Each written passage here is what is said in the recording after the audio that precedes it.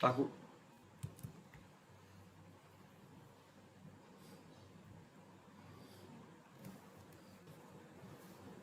जय हिंद। आइए प्रारंभ करते हैं 2023 के लिए महत्वपूर्ण प्रश्नोत्तर। जैसा कि आप जानते हैं कि 1 फरवरी से बिहार इंटरमीडिएट बोर्ड का फाइनल एग्जाम होने वाला है। तो प्रतिवर्ष यह देखा जाता है कि क्वेश्चन बैंक से 70 से 80% प्रश्न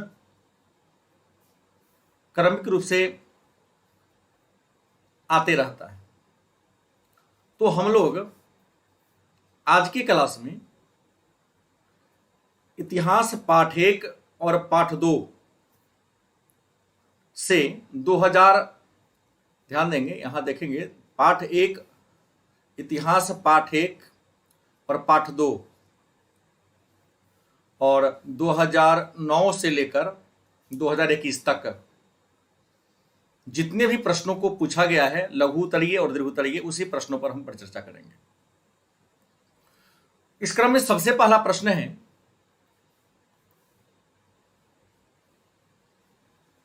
कार्बन 14 विधि से आप क्या समझते हैं? कार्बन 14 विधि क्या है या कार्बन 14 विधि से आप क्या समझते हैं? इस प्रश्न को 2010, 2015, 2021 और 2022 में पूछा गया है। हालांकि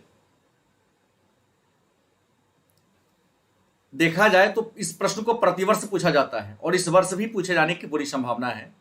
तो अगर आपके सामने प्रश्न आता है कि कार्बन 14 विधि से आप क्या समझते हैं या कार्बन 14 पद्धति क्या है, तो आप लिखेंगे कार्बन 14 पद्धति जीवाश्म के उम्र निर्धारण की एक पद्धति है। कार्बन 14 पद्धति जीवाश्म के उम्र निर्धारण की एक पद्धति है। सभी जीवित प्राणियों के शरीर में कार्बन 12 और कार्बन 14 की मात्रा समान रूप से मौजूद होती है। लेकिन जब जीव की मृत्यु हो जाती है तो उसके शरीर से कार्बन 14 धीरे धीरे कम होने लगता है। तब भौतिक शास्त्री कार्बन 12 से कार्बन 14 की तुलना करके जीव के उम्र का निर्धारण करते हैं। इस विधि की खोज 1946 ईस्वी में अमेरिका के रसायन शास्त्री BF लीवी ने किया था। और एक विशेष बात बता दे कि कार्बन 14 का कार्बन का अर्धायु 5568 प्लस माइनस 30 वर्ष होता है। मतलब जीवाश्म से कार्बन को आधा निकलने में 5568 प्लस माइनस 30 वर्ष का समय लगता है। दूसरा प्रश्न है कि हड़प्पा सभ्यता के पतन के प्रमुख कारणों को बताएं। आपको बता दें, हमने देखा कि 2012, 2018, 2020, लेकिन मैं आपको बता दूं 2009 से लेकर 2021 तक प्रतिवर्ष इस प्रश्न को पूछा गया है। हमने एक डाटा देने के लिए आपको 12, 18 और 20 बता दिया, लेकिन इस प्रश्न को प्रतिवर्ष पूछा जाता है और इस वर्ष भी पूछा जाएगा। तो पहला है कि हड़प्पा सभ्यता के पतन के कारण। मैं आपको बता दूं, हड़प्पा सभ्यता की जगह यहां पर लिख देगा कि सिंधु घाटी सभ्यता के पतन के कारण।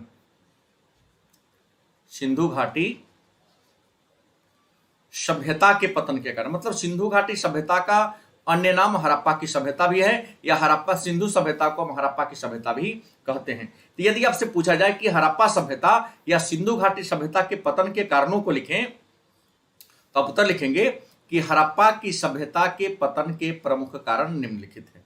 मतलब हड़प्पा सभ्यता के पतन के बारे में अलग अलग विद्वानों ने अलग अलग राय दिया है। जैसे मार्शल, मैके, एसा राव, इन विद्वानों का कहना है कि हड़प्पा सभ्यता के पतन का मूल कारण सिंधु नदी में आई प्रलयकारी बाढ़ था। मतलब सिंधु नदी में बाढ़ आया, उस बाढ़ के कारण हड़प्पा सभ्यता नष्ट हो गया।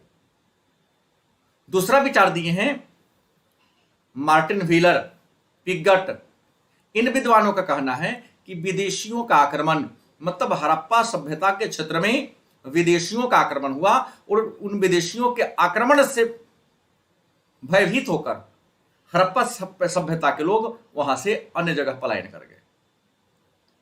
तीसरा विचार दिया आर्नेस्टाइन, एनएन घोष। इन विद्वानों ने कहा कि जलवायु परिवर्तन, मतलब जलवायु में परिवर्तन हो गया, या तो ठंडी बहुत ज्यादा ठंडी हो गया या गर्मी बहुत ज्यादा गर्म हो गया, तो जलवायु में परिवर्तन के कारण हड़प्पा सभ्यता का पतन हो गया। ऐसा विचार एनएन घोष और आर्नेस्टाइन का है। अगला विचार दिए हैं माधव स्वरूप वत्स। माधव स्वरूप वत्स का कहना है कि नदी के जल मार्ग में परिवर्तन, मतलब नदी ने अपने मार्ग को बदल दिया जिससे भूमि की उर्वरा शक्ति नष्ट हो गई, इस कारण वहां से लोग पलायन कर गए। अगला विचार केयूआर कैनेडी। इनका मानना है कि मलेरिया और महामारी का प्रकोप आ गया हड़प्पा क्षेत्र में। हड़प्पा के क्षेत्र में सिंधु घाटी सभ्यता के इर्द गिर्द मलेरिया और जैसे महामारी का प्रकोप फैल गया और इस समय इसके उपचार का कोई दवा था नहीं, इस कारण सारे लोग काल के गाल में समा गए, मृत्यु को प्राप्त कर लिए। अगला प्रश्न है पूरा तत्व से आप क्या समझते हैं। 2 अंक का प्रश्न है, कई बार पूछा गया है कि पूरा तत्व से आप क्या समझते हैं, तो आप लिखेंगे पूरा तत्व संस्कृत भाषा के 2 शब्द पूरा और तत्व के मिलने से बना है। पूरा तत्व संस्कृत भाषा के 2 शब्द, ध्यान देंगे, पूरा तत्व संस्कृत भाषा के 2 शब्द पूरा और तत्व के मिलने से बना है। इसमें पूरा का अर्थ प्राचीन होता है और तत्व का अर्थ सामग्री होता है। पूरा का अर्थ प्राचीन और तत्व का अर्थ सामग्री, मतलब धरती की खुदाई करने से जो प्राचीन वस्तु प्राप्त होती है उसे हम क्या कहते हैं, पुरातत्व कहते हैं। और पुरातत्व का उदाहरण क्या है, सिक्का, हड्डी, स्मारक, ये है पुरातत्व के उदाहरण। नेक्स्ट प्रश्न है हड़प्पा सभ्यता के जल निकासी पर प्रकाश डाले, मतलब हड़प्पा सभ्यता में जल को निकलने के लिए कौन कौन सी सुविधा थी। तो आप लिखेंगे कि हड़प्पा सभ्यता में जल निकासी की समुचित व्यवस्था थी, मतलब हड़प्पा सभ्यता से जल को, घर से जल को बाहर निकलने के लिए लोगों ने समुचित व्यवस्था किया था। यहाँ के भवनों में निजी कुआं व स्नान घर थे, मतलब लोग अपने घर के अंदर ही, जो समृद्ध थे, संपन्न थे, अपने घर के अंदर ही कुआं और स्नान घर बना लिए थे। घरों के पानी नालियों के माध्यम से गली के नाली से जुड़ी थी, मतलब हर लोग अपने घर के पानी को बाहर निकालने के लिए नाली का प्रयोग करते थे और घर का जो नाली था वह गली के सड़क के नाली से क्या था, जुड़ा हुआ था। और गली की नालियां, मतलब गली के सड़क के किनारे जो नाली बनी थी वह मुख्य सड़क के किनारे बनी नाली से जुड़ा हुआ था, जो शहर से दूर जाकर किसी नदी या तालाब में जाकर गिरता था। और विशेष बात थी कि नालियां पत्थर की बनी शिलाओं से ढका हुआ था ताकि लोग दुर्घटना का शिकार न हो सके। अगला प्रश्न है हड़प्पा सभ्यता के लोगों के द्वारा उपयोग में लाई गई सिंचाई के साधनों का उल्लेख करें, मतलब हड़प्पा सभ्यता के लोग अपने भूमि को सिंचाई करने के लिए किन किन साधनों का प्रयोग करते थे। तो आप पहले लिखेंगे कि सिंचाई कृषि का आधार होता है, मतलब बिना सिंचाई के, पौधा को बिना पानी दिए आप अच्छा पैदावार नहीं कर सकते। तो सिंचाई जो कृषि का आधार होता है, हड़प्पा सभ्यता कृषि प्रधान सभ्यता थी, मतलब यहाँ के लोग भी जीवन यापन के लिए खेती बाड़ी करते थे और कृषि का आधार सिंचाई होता है, मतलब खेती बाड़ी अच्छा तब होगी जब उसमें पानी पटाएंगे आप। यहाँ के लोग सिंचाई के लिए नहर, तालाब और कुआं का प्रयोग करते थे, मतलब हड़प्पा सभ्यता के लोग, यहाँ के लोग मतलब हड़प्पा सभ्यता के लोग अपने खेत में पानी पटाने के लिए क्या करते थे, सिंचाई करने के लिए क्या करते थे, नहर का प्रयोग खोदते थे, तालाब का यूज करते थे, कुआं का यूज करते थे। अब प्रमाण की बात करते हैं तो अफगानिस्तान के सोतुघई एक जगह है जहां से नहर का अवशेष मिला है। धौलावीरा से एक जलाशय मतलब तालाब का प्रमाण मिला है। अगला प्रश्न है हड़प्पा सभ्यता के विस्तार पर प्रकाश डालें, मतलब हड़प्पा सभ्यता कहां से कहां तक फैला था। तो आपको बता दें, सबसे पहले बात होगी कि हड़प्पा सभ्यता का क्षेत्रफल 12,99,400 6 से वर्ग किलोमीटर था। हड़प्पा सभ्यता का क्षेत्रफल 12,99,600 से वर्ग किलोमीटर था। इसकी लंबाई उत्तर से दक्षिण 1100 किलोमीटर तथा पूरब से पश्चिम 1600 किलोमीटर थी। इसकी आकृति त्रिभुजाकार थी। इसका सबसे उत्तरी स्थल की बात करते हैं तो मांडा, दक्षिणी स्थल दाइमाबाद, पूर्वी स्थल आलमगीरपुर और पश्चिमी स्थल कौन था? शुतका गेंडोर था। अगला प्रश्न है 5 अंक का प्रश्न है कि सिंधु घाटी सभ्यता या हड़प्पा सभ्यता के नगर निर्माण योजना पर प्रकाश डालें। 5 अंक का प्रश्न, इसे भी कई बार पूछा गया है। सिंधु घाटी सभ्यता या हड़प्पा सभ्यता के नगर निर्माण योजना पर क्या करें? प्रकाश डालें। आपका उत्तर होगा नगर निर्माण योजना सिंधु घाटी की सबसे प्रमुख विशेषता थी। मतलब सिंधु घाटी सभ्यता या हड़प्पा सभ्यता की जो सबसे प्रधान विशेषता थी वह नगर निर्माण योजना, मतलब शहर को बसाने की योजना सबसे प्रमुख विशेषता थी। सिंधु घाटी सभ्यता में नगरों को ग्रिड प्रणाली के आधार पर क्या किया गया था? बसाया गया था। नगर ग्रिड प्रणाली पर बसे थे। नगरों की मूलभूत विशेषता, मतलब सबसे बड़ी विशेषता यह थी नगर के निर्माण में एक रूपता देखने को मिली है। मतलब नगर जो भी बसा हो, सभी नगर के जो भवन थे, भवन की संरचना थी, एक समान का था। यद्यपि ये नगर एक दूसरे से काफी दूर थे। मतलब कहने का मतलब है नगर काफी दूर दूर था। 200 किलोमीटर, 400 किलोमीटर, 500 किलोमीटर, 100 किलोमीटर, ऐसे ऐसे दूर पर एक दूसरे नगर थे। लेकिन फिर भी दूर होने के बावजूद भी सभी नगर के बिल्डिंग एक समान थी। सभी नगर किसी न किसी नदी के किनारे बसा था। मतलब सिंधु घाटी सभ्यता का जो भी शहर मिला हो, सब किसी न किसी नदी के किनारे। जैसे अगर हम हड़प्पा की बात करें, तो हड़प्पा रावी नदी के किनारे मिला है। अगर मोहनजोदड़ो की बात करें तो मोहनजोदड़ो जो था वह सिंधु नदी के किनारे था। मतलब सभी नगर किसी न किसी नदी के किनारे था। नगरों के निर्माण में ध्यान देंगे, नगरों के निर्माण में पकाई गई ईंट का प्रयोग किया गया था। मतलब घर जो बनता था वो पक्की ईंट का बना होता था। भवन एक निश्चित योजना के अनुसार बसाया गया था, उन्हें प्लानिंग करके। जैसे आजकल इंजीनियर को से प्लानिंग करके बिल्डिंग का डिजाइन बना के घर बनाते, वैसे उस समय के लोग भी भवन को निश्चित योजना के अनुसार बनाते थे। नगर 2 स्तरीय था। एक का नाम था दुर्ग, दूसरे का नाम था निचला शहर। दुर्ग में धनी मनी लोग रहते थे। दुर्ग वैसे भवन को कहते हैं जिसके चारों ओर बाउंड्री होता है, बीच में घर होता है। और निचले शहर में गरीब लोग निवास करते थे। घर इस प्रकार बनाया गया था कि उसमें एक किचन था, बाथरूम था। सभी घर में आंगन भी हुआ करता था और आंगन के चारों ओर क्या बने थे? कमरे बने हुए थे। सभी घरों के बगल से सड़कें गुजरती थी। सड़क के दोनों किनारे क्या बनी थी? नालियां बनी थी। सड़कें एक दूसरे के समकोण पर काटती थी। मुख्य सड़क की चौड़ाई 10 से 12 मीटर थी। वहीं गली के सड़क की चौड़ाई कितनी थी? 3 मीटर थी। सड़कों पर रोशनी के लिए प्रकाश स्तंभ की व्यवस्था थी। घर के आगे कूड़ेदानी थी। खिड़कियां छोटी छोटी थी। घरों का जो मुख्य द्वार था गली की और सड़क की ओर खुलती थी, जो पर्दा को इंगित करता है। इस तरह सिंधु घाटी सभ्यता की मुख्य विशेषता क्या थी? नगर निर्माण योजना। अगला प्रश्न है सिंधु घाटी सभ्यता की विशेषता को लिखें। मतलब सिंधु घाटी सभ्यता की विशेषता क्या थी? तो सिंधु घाटी सभ्यता की विशेषता निम्नलिखित है। पहली कि यह शहरी सभ्यता थी। दूसरी विशेषता थी कि इसका विकास सिंधु और उसकी सहायक नदी घाटी के आसपास हुआ था। तीसरी विशेषता थी यहां जल निकासी की समुचित व्यवस्था थी। चौथी विशेषता, इसमें सड़कों का जाल बिछा हुआ था। पांचवी विशेषता, यहां शासन व्यवस्था की देखरेख करने के लिए नगरपालिका जैसी संस्था थी। इसमें साफ सफाई की समुचित व्यवस्था थी। यह कांस्ययुगीन सभ्यता थी। यहां नगर उन्नत अवस्था में था। इसका व्यापारिक संबंध मेसोपोटामिया मतलब इराक, और फारस का मतलब हो गया ईरान। मतलब मेसोपोटामिया और फारस का व्यापारिक संबंध था। शिल्प तथा उद्योग विकसित अवस्था में था। इसकी लिपि चित्रात्मक थी।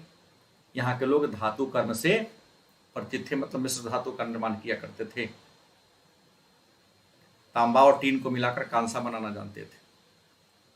तो ये था एक पाठ नंबर 1 का महत्वपूर्ण प्रश्न जो बार बार पूछा जाता है। अब आते हैं दूसरे नंबर पाठ में। तो पहला प्रश्न है, इतिहास लेखन में अभिलेखों का क्या मतलब। देखिए 9, 13, 16, 18, 20, 2009 से लेकर 2021 तक के बीच की बात करें तो यहाँ 5 बार प्रश्नों को पूछा गया है। तो इतिहास लेखन में अभिलेखों का क्या महत्व है। तो आप लिखेंगे कि इतिहास लेखन में अभिलेखों का बड़ा ही महत्वपूर्ण स्थान है, क्योंकि अभिलेख से हमें प्राचीन राजवंशों की जानकारी मिलती है। दूसरा, अभिलेख हमें प्राचीन शासन व्यवस्था से अवगत कराती है। तीसरा, अभिलेख हमें प्राचीन सामाजिक, आर्थिक, राजनीतिक और धार्मिक व्यवस्था से अवगत कराती है। अगला, अभिलेख से शासन के स्वरूप की जानकारी मिलती है। अभिलेख से हमें आर्थिक क्रियाकलाप की जानकारी मिलती है। तो इतिहास लेखन में अभिलेखों के महत्व की अगर हम बात करें तो प्राचीन राजवंश की जानकारी मिली, शासन व्यवस्था से अवगत करते हैं, सामाजिक आर्थिक व्यवस्था की जानकारी मिलती है, शासन व्यवस्था की जानकारी मिलती है, आर्थिक क्रियाकलाप की जानकारी मिलती है।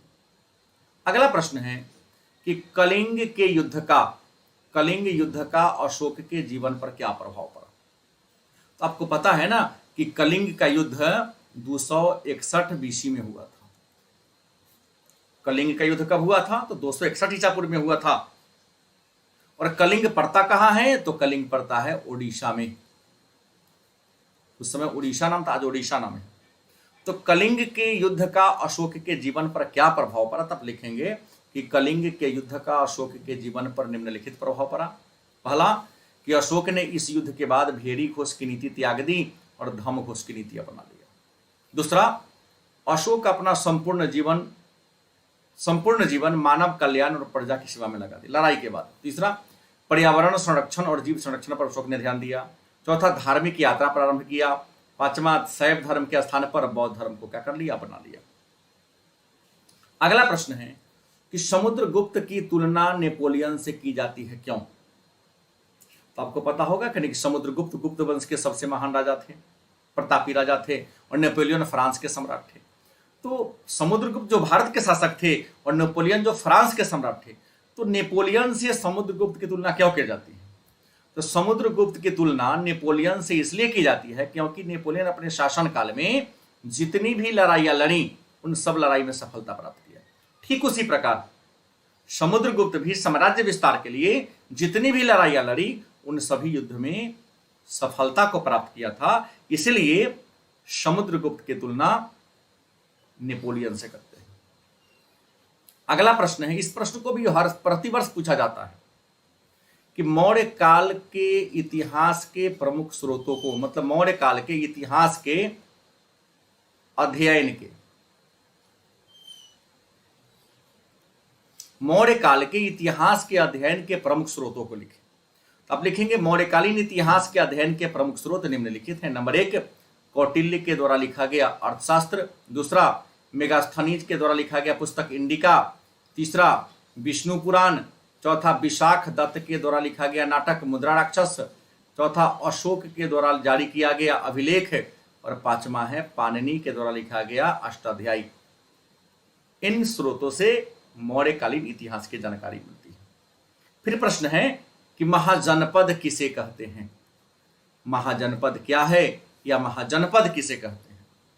तो आपका उत्तर होगा कि महाजनपद जिसका शाब्दिक अर्थ बड़े राज्य होता है। महाजनपद जिसका शाब्दिक अर्थ बड़े राज्य होता है, अर्थात वह स्थान जहां लोग अपने कुटुंब, मवेशी व समुदाय के साथ मिलजुल कर रहते हैं, महाजनपद कहलाता है।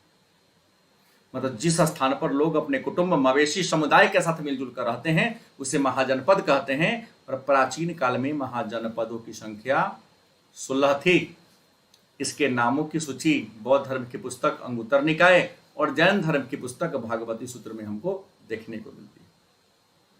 नेक्स्ट प्रश्न है, अशोक के धम्म से आप क्या समझते हैं। अशोक के धम्म से आप क्या समझते हैं। इस प्रश्न को भी कई बार पूछा गया है। तो अब लिखेंगे अशोक के धर्म की बात करते हैं कि अशोक के धर्म से आप क्या समझते हैं, अब लिखेंगे अशोक जो मौर्य वंश के सबसे महान शासक थे। अशोक मौर्य वंश का सबसे महान और तीसरा शासक था। यह विश्व के इतिहास में जितना चक्रवर्ती राजा के रूप में प्रसिद्ध नहीं है, उससे कहीं ज्यादा अपने धर्म के लिए प्रसिद्ध है। मतलब अशोक मौर्य वंश का तीसरा राजा थे, बिंदुसार के पुत्र थे। जितना ज्यादा यह चक्रवर्ती राजा मतलब राजाओं के राजा के रूप में प्रसिद्ध नहीं, उससे कहीं ज्यादा यह अपने धर्म के लिए प्रसिद्ध है। वास्तव में अशोक का धर्म बौद्ध धर्म, जैन धर्म, वैष्णव धर्म नहीं था, बल्कि सभी धर्म की अच्छी बातों का क्या था, निचोड़ था। मतलब अशोक का धर्म कैसा धर्म था, तो मानव धर्म था। कौन धर्म था? मानव धर्म था। इसकी जानकारी हमें अशोक के 7वें शिलालेख से मिलती है। अशोक के धर्म की मुख्य बातें क्या थी? तो पहला, प्राणियों की हत्या नहीं करना। दूसरा, माता पिता की सेवा करना। तीसरा, बुजुर्गों की सेवा करना। चौथा, गुरुजनों का इज्जत करना। पांचवा, कम खर्च करना। छठा, मित्रों, परिचितों, ब्राह्मणों, दासों के साथ अच्छा व्यवहार करना। नेक्स्ट प्रश्न है, चंद्रगुप्त द्वितीय विक्रमादित्य की उपलब्धियों पर प्रकाश डालें। चंद्रगुप्त द्वितीय विक्रमादित्य के उपलब्धियों पर प्रकाश डालें। तो आप लिखेंगे चंद्रगुप्त द्वितीय जो गुप्त वंश का सबसे महान शासक था, या गुप्त वंश का महान शासक था। यह समुद्रगुप्त के पुत्र और उनका उत्तराधिकारी था। विक्रमादित्य इनकी क्या थी? उपाधि थी। इनका शासनकाल 375 ईस्वी से 414 ईस्वी के बीच था। इनका विवाह नाग वंश की राजकुमारी कुबेर नागा से हुआ था। इनकी पुत्री प्रभावती, पुत्र कुमार गुप्त, यह वैष्णव धर्म को मानते थे। मतलब चंद्रगुप्त द्वितीय विक्रमादित्य वैष्णव धर्म को मानते थे, लेकिन अन्य धर्मों के प्रति क्या सहिष्णु थे, मतलब सभी धर्मों का सम्मान करते थे। इनकी पहली राजधानी पाटलिपुत्र और उज्जैन इनकी दूसरी राजधानी थी। इनके दरबार में संस्कृत साहित्य के 9 बड़े बड़े विद्वान रहते थे, जिन्हें नवरत्न कहा जाता था। इनके शासनकाल में चीन के महान यात्री फाहियान भारत की यात्रा पर आए थे। इन्होंने दिल्ली में लौह स्तंभ का निर्माण कराया। इनके दरबार में शंकु, छपनक, घटकपर, बेताल भट्ट, बराहमिहिर, बररुचि, कालिदास, अमर सिंह और धन्वंतरी जैसे विद्वान इनके दरबार में रहते थे। अगला प्रश्न है, मगध साम्राज्य के उत्थान एवं पतन के कारणों को लिखिए। 5 अंक का प्रश्न है कि मगध साम्राज्य के उत्थान मतलब उदय के क्या कारण थे और उसके पतन के क्या कारण थे। तो आइए सबसे पहले जानेंगे उत्थान के कारण, कि मगध साम्राज्य के उत्थान के मतलब उदय के या उत्कर्ष के क्या कारण थे। तो पहली बात बता दूं कि मगध की विशिष्ट भौगोलिक स्थिति, मगध की जो बनावट थी, प्राकृतिक बनावट थी, एक विशेष प्रकार की थी। जैसे इसकी पहली राजधानी कहाँ थी? मगध की राजगीर थी, और राजगीर चारों ओर से 5 पहाड़ियों से घिरा हुआ नगर है। और दूसरी राजधानी कहाँ थी? पाटलिपुत्र, जो चारों ओर से नदियों से घिरा है। तो इसकी राजधानी सुरक्षित थी, जितना किसी के बस की बात नहीं थी। दूसरा कारण था मगध के उत्कर्ष का, कि मगध के जो राजा हुए, नाम है बिंबिसार, अजातशत्रु, महापद्मनंद, चंद्रगुप्त मौर्य, अशोक, समुद्रगुप्त, चंद्रगुप्त विक्रमादित्य, ऐसे ताकतवर राजा हुए, जिसमें कुशल सेनापति का सारा गुण मौजूद था। यह भी अच्छे योग्य शासकों का होना, शक्तिशाली शासकों का होना भी मगध के उत्थान के कारण थे। इसके अलावा मगध के पास प्रचुर मात्रा में लोहे का भंडार था। भाई लोहे का भंडार था तो इससे आप बड़ी आसानी से कृषि यंत्र, लोहे का भंडार था, इसमें मतलब कृषि यंत्र और हथियार बनाना बड़ी आसान था।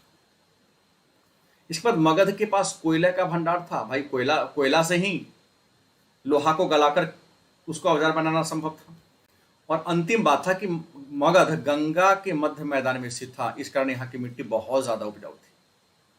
इसके अलावा मगध के पास विशाल शक्तिशाली हाथी सेना था, जिसकी सहायता से किसी राज्य के दुर्ग को बड़ी आसानी से तोड़ सकते थे। अब सवाल है, तो मगध साम्राज्य के पतन के क्या कारण थे? पतन क्यों हो गया मगध साम्राज्य का? तो मगध साम्राज्य के पतन के कई कारण थे। इसमें पहला कारण था कि प्रजा में राष्ट्रीयता की भावना का अभाव। किसी भी राज्य के पतन का सबसे प्रमुख कारण में ये आता है कि लोगों में राष्ट्रीयता की भावना घट जाती है। दूसरा दूसरा कारण था पतन का कि अशोक ने भेरी घोष की नीति त्याग दिया, मतलब लड़ाई करने की नीति छोड़ दिया, और धर्म के रास्ते, धर्म घोष मतलब धर्म के रास्ते पर चढ़ना शुरू कर दिया। इसके अलावा अशोक ने सेना को भंग कर दिया, शस्त्र का परित्याग कर दिया। सेना को भंग कर देना भी मगध साम्राज्य के पतन का कारण बना। अशोक के द्वारा शस्त्र का परित्याग कर दिया जाना और राज परिवार में आपसी कलह। अशोक के मर जाने के बाद राज्य इतना बड़ा था कि सत्ता प्राप्त करने के लिए आपस में लोग लड़ाई झगड़ा करने लगे और विशाल साम्राज्य के लिए योग्य शासक का अभाव था। योग्य शासक का क्या था? अभाव था। तो योग्य शासक के अभाव में भी मगध साम्राज्य का पतन अवश्यंभावी था। इसके बाद साम्राज्य का बंटवारा हो गया, पूर्वी तथा पश्चिमी मगध। अशोक के मरने के बाद इनके पुत्रों ने, इनके उत्तराधिकारियों ने मगध को क्या कर लिया? बांट लिया। इस कारण मगध साम्राज्य का पतन। अगला प्रश्न है, चंद्रगुप्त मौर्य के जीवन चरित्र और उनके उपलब्धियों पर प्रकाश डालें। चंद्रगुप्त मौर्य के जीवन चरित्र और उनके उपलब्धियों पर प्रकाश डालें। आप लिखेंगे चंद्रगुप्त मौर्य, जिनका जन्म 345 ईसा पूर्व में हुआ था। इनके माता का नाम मुरा, पिता का नाम सूर्यगुप्त, जो पिपली वंश के राजा थे। इनकी पत्नी दुर्धरा, इन्होंने अपने गुरु चाणक्य की सहायता से नंद वंश के अत्याचारी शासक घनानंद की हत्या करके 382 ईसा पूर्व में नंद वंश के जगह पर मौर्य वंश की क्या किया? स्थापना किया। इनके उपलब्धि की बात करते हैं कि इनकी उपलब्धि क्या थी? तो इन्होंने पहली बार संपूर्ण उत्तर भारत को एक राजनीतिक सूत्र में बांधने का क्या किया था? काम किया था।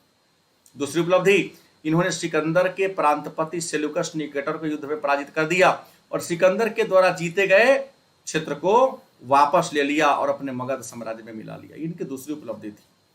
तीसरा, इनका विवाह सेल्यूकस निकेटर की पुत्री हेलेना से हुआ था। इसके अलावा इन्होंने अपने जीवन का अंतिम समय में भद्रबाहु से क्या ले लिया? जन्म की दीक्षा ले लिया और 298 ईसा पूर्व में कर्नाटक के श्रवण बेलगोला में चंद्रगिरी की पहाड़ी पर काया कलेश मतलब भूखे प्यासे प्राण को त्याग दिया। तो ये था चंद्रगुप्त मौर्य की उपलब्धि। अगला है, गुप्त काल को स्वर्ण काल कहते हैं क्यों? गुप्त काल को स्वर्ण काल क्यों कहते हैं? तो आप लिखेंगे, गुप्त काल प्राचीन भारतीय इतिहास का एक युगांतकारी काल था। मतलब गुप्त काल प्राचीन भारतीय इतिहास का एक महत्वपूर्ण काल था।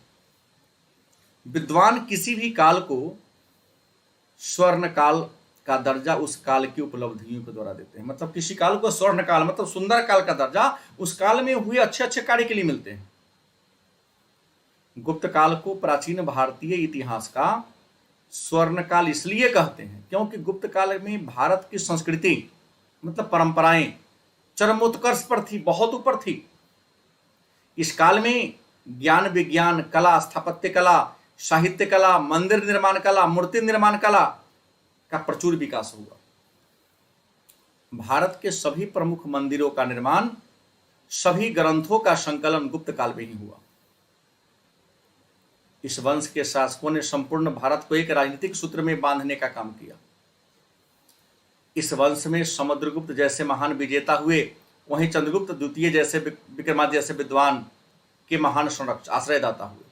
मतलब इस वंश में चंद्रगुप्त जैसे महान राजा हुए, तो वहीं चंद्रगुप्त द्वितीय मतलब विक्रमादित्य जैसे राजा भी हुए जिन्होंने विद्वानों को आश्रय दिया।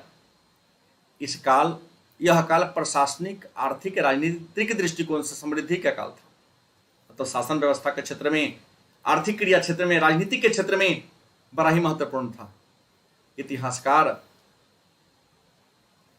एल.डी. बार्नौट ने गुप्त काल को उसी स्थान पर रखा है जो स्थान यूनान में पेरिकलिस का था। इसी तरह उपलब्धियों के आधार पर गुप्त काल को भारतीय इतिहास का स्वर्ण काल नाम से जानते हैं। अगला प्रश्न है कि प्राचीन भारतीय इतिहास के अध्ययन के प्रमुख स्रोतों को लिखें। प्राचीन भारतीय इतिहास के अध्ययन के प्रमुख स्रोतों को लिखें। आप लिखेंगे प्राचीन भारतीय इतिहास के अध्ययन के प्रमुख स्रोत निम्नलिखित हैं। नंबर 1 आ जाएगा वेद, इसकी संख्या 4 है, इसका संकलन वेद व्यास ने किया। तो पहली बात तो हम चारों वेद के को पढ़कर पढ़ लेंगे। दूसरा है महाकाव्य। महाकाव्य इसके अंतर्गत रामायण और महाभारत को रखा गया है। रामायण के लेखक आदि कवि वाल्मीकि और महाभारत के लेखक वेद व्यास हैं। मतलब रामायण और महाभारत से भी हमें प्राचीन भारत के बारे में जानकारी मिलती है। इसके अलावा पुराण, इसकी संख्या 18 है और इसका संकलन लोमहर्ष और उनके पुत्र उग्रश्रवा ने किया। तो पुराणों को पढ़कर खास करके हम प्राचीन भारत को जान सकते हैं। उसके बाद चाणक्य के द्वारा लिखा गया पुस्तक अर्थशास्त्र। चाणक्य जिनको कौटिल्य और विष्णुगुप्त भी कहते हैं, इनके द्वारा लिखा गया पुस्तक अर्थशास्त्र जो राजनीति शास्त्र की पुस्तक है, इसको पढ़ के भी हम प्राचीन भारत को जान सकते हैं। इसके अलावा बौद्ध धर्म के साहित्य जैसे जातक, पीटक, दीपवंश, महावंश, इन पुस्तकों को पढ़कर भी हम प्राचीन भारत के इतिहास को जानते हैं। इसके अलावा जैन धर्म के ग्रंथ में आंग, उपांग, प्रकीर्ण, कलहन के द्वारा लिखा गया पुस्तक राजतरंगिणी, पतंजलि के द्वारा लिखा गया पुस्तक महाभाष्य, और कालिदास ने तो अनेक सारे नाटक लिखा था। इसमें मालविका अग्निमित्रम, कुमार संभवम, विक्रमो वंशियम, अभिज्ञान शाकुंतलम, रघुवंशम, इन पुस्तकों से भी हमें प्राचीन भारत की जानकारी मिलती है। इसके अलावा विशाख दत्त के द्वारा लिखा गया पुस्तक मुद्राराक्षस और पाणिनि के द्वारा लिखा गया पुस्तक अष्टाध्यायी, इन पुस्तकों को पढ़कर हमें प्राचीन भारत के बारे में जानकारी मिलती है। तो ये रहा 2009 से 2021 तक इतिहास के पाठ 1 और पाठ 2 से पूछे गए महत्वपूर्ण लघु उत्तरीय और दीर्घोत्तरीय प्रश्नों का संग्रह। निश्चित तौर पे अगर इस पूरे पाठ को पढ़ लेते हैं तो निश्चित तौर पे 25 से 30 अंक का प्रश्न पूरी गारंटी के साथ पूछा जाएगा। मतलब आज के क्लास को देखकर याद कर लेते हैं तो आप 30 अंक का प्रश्न कम से कम सॉल्व कर देंगे। तो आज की क्लास में इतना ही।